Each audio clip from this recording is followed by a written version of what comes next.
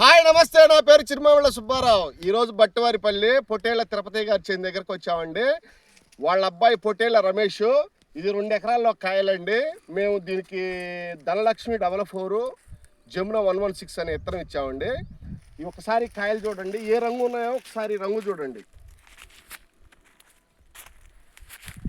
ఈ ఒక్క కోత కాయలండి. వీళ్ళు మొక్కలు వేసినాక కరెక్ట్గా 45 రోజులు 50 రోజులప్పుడు హ్యూమిక్ పొటాష్ ఎకరానికి 20 కేజీలు వాడారండి. హ్యూమిక్ పొటాష్ పెట్టడం వల్ల ఫర్టిలైజర్ కట్ల తగ్గించి ఎక్కువ దిగుబడి రావడానికి అవకాశం ఉంటుంది. దానికి మెయిన్ కారణం ఈ కాయలు చూస్తే మీకు అర్థం అవుతుందండి.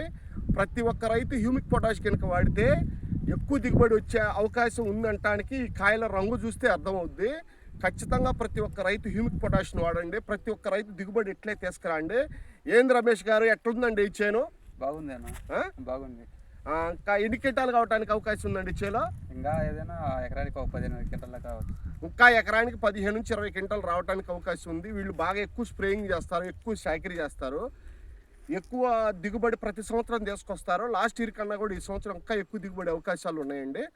ఒకసారి మండే ఒకసారి చేయించండి మొత్తం.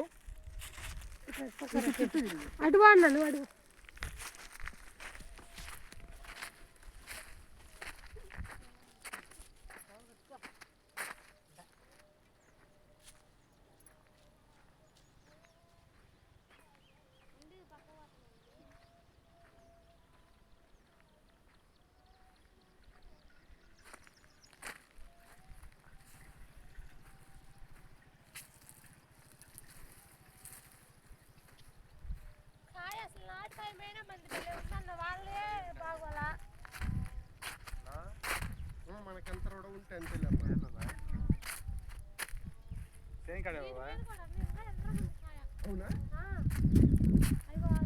మామూలుగా వరికి సొక్కటగా లాగొచ్చాను రమ్మన్నారు.